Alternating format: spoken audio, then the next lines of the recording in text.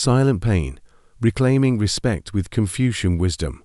There is a silent pain carried by many parents, rarely shared with anyone. The pain of realizing that their children, once so small, so dependent, so in need of care and guidance, have grown up. And as adults, they've changed not only physically, but also in their attitude toward those who raised them. Perhaps you know this pain. Like many mothers and fathers, you may have dedicated your life to your children. You traded nights of sleep for fevers, plans for their needs, words for silence just to keep the peace.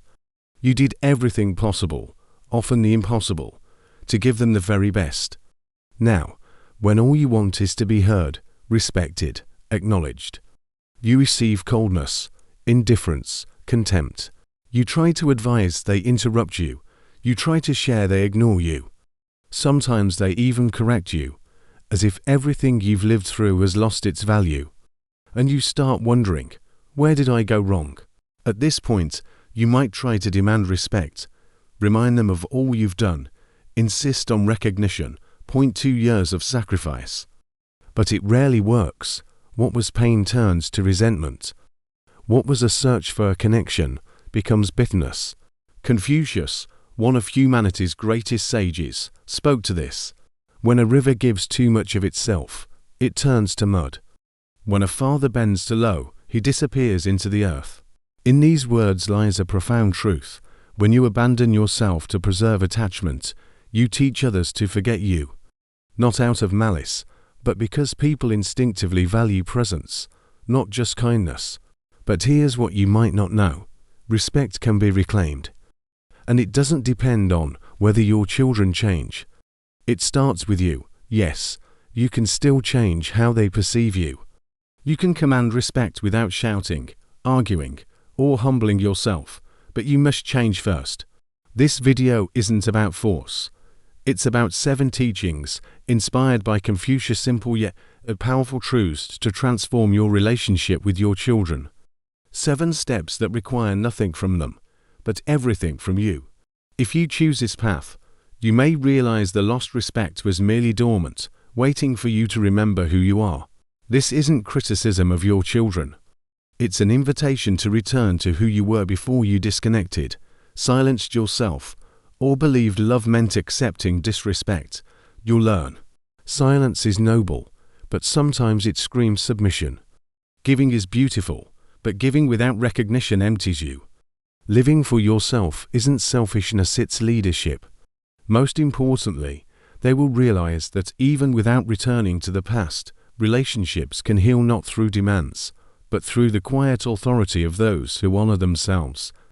Take a deep breath. Let's begin. Step 1. Stop seeking approval.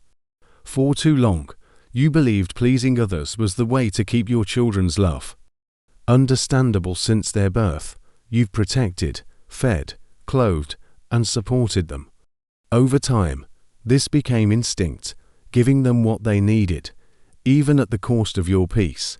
You avoided conflicts, yielded in small things, then bigger ones. You forgave mistakes, endured harsh words, ignored disrespect, all in the name of love. But no one told you, or you ignored it. Constant people-pleasing erodes your authority. Respect blooms in balance, not surrender. It requires boundaries and firmness. When you offer acceptance, even amid disrespect, you teach others you don't deserve seriousness. Confucius, those who seek universal acceptance lose themselves in the process. Gradually, you stopped being a guide. You became the one who yields, agrees, smiles through pain. But you can be firm without aggression, loving without submission.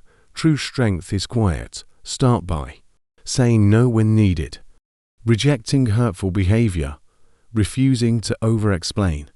Your fear, if I assert myself, won't they distance themselves further? The truth, if they pull away because you stand with dignity, it reflects the dynamic you allowed, not your fault. If their love is real, this distance is temporary. Children learn to admire parents who value themselves.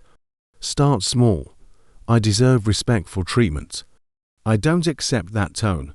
Let's talk when we're calm. Then stay silent. No justifying. Hold your ground. Parents who chase love are forgotten. Parents who stand firm even amid rejection are remembered with reverence. You need no battle. Just remember who you are. Step 2. Don't argue. Teach by example. When disrespected, we want to explain, justify, prove our worth. It feels fair. After all we've done, shouldn't they at least listen? But when met with interruptions, indifference, or confrontation, we argue louder. Confucius, those who raise their voice to be heard have already lost their authority. True respect isn't won through debate.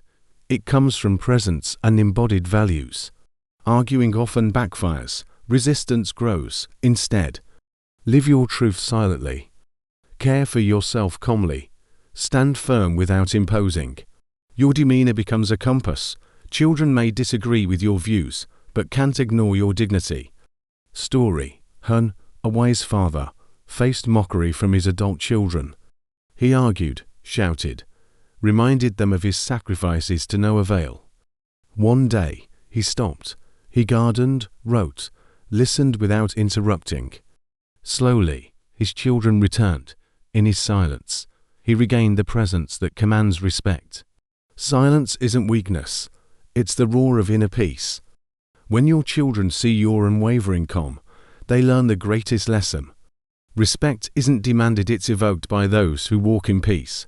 Step 3. Break your emotional dependence. A hard truth. As children grow, distant calls rarer. Visits scarce. Affection sparse. You wait. You wait for a sign they still care. This waiting becomes emotional dependence. Your worth tied to their attention. Confucius, those who need applause to live will die at the first silence. You can love deeply without making children your center. You can miss them without despairing in their absence. Story. Yu Liang poured her life into her children. When they left, she waited each Sunday setting tables, cooking, but no one came. Heartbroken, she joined a pottery class, reconnected with friends, hiked. Her children returned not out of guilt, but because her light drew them. The shift. When you stop depending, you inspire. Fill your life with what nurtures you. Your joy becomes magnetic. Even if they don't return, you'll be free. Step 4. Set boundaries and enforce them. Loving deeply makes saying enough excruciating. Fear of rejection or conflict lets small disrespect slide. Sharp tones, sarcasm, ingratitude. Unchecked, they escalate. Confucius. Unmarked boundaries invite invaders. Boundaries aren't rejection, they're protection for you and the relationship. How? Name what you won't tolerate. I deserve respect. Act. Withdraw when boundaries are crossed. Stay consistent, not in anger, in clarity. Story. When Liang's son interrupted him, he said, I speak to those who listen. When you're ready, I'll speak again. He stayed silent 4 days. His son returned humbled. Boundaries teach others how to love you. If distance follows, remember, relationships without respect are already estranged. Step 5. Give consciously. Giving is noble. Parents give instinctively. But when giving becomes constant, automatic, and unappreciated, it's seen as obligation, not generosity. Confucius. What is given excessively without appreciation loses its virtue and becomes vice. Unchecked giving teaches others to devalue you. Story. Wenk supported his adult children tirelessly. Hearing it's his duty, he does nothing else. He shifted. I help when I see effort, appreciation, respect. His children listen closer, not from fear, but newfound respect. Give from balance. Don't notice how you're asked. Say no when appreciation is absent. Your worth isn't tied to your utility. Step 6. Build a life beyond them. The trap. Centering your identity on parenthood. When children leave, emptiness follows. Confucius. A father orbiting his children suffocates them. One orbiting his own life inspires them.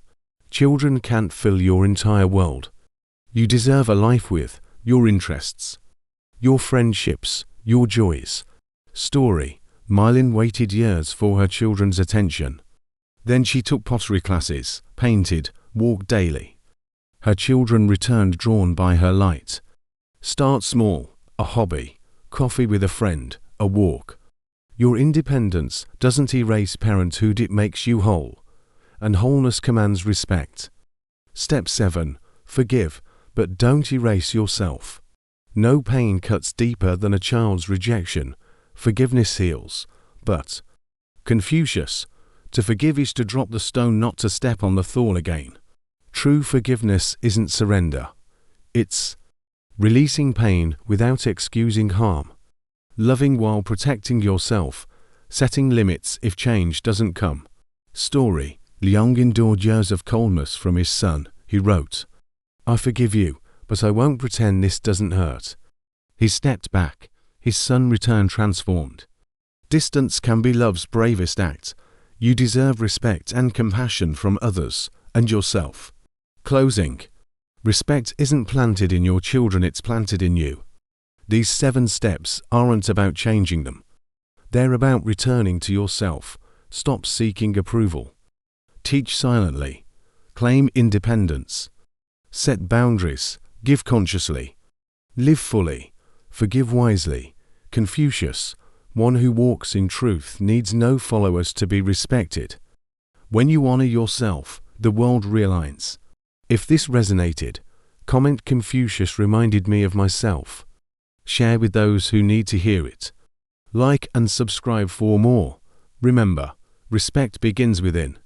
It spreads when you refuse to forget yourself. Be well, until next time.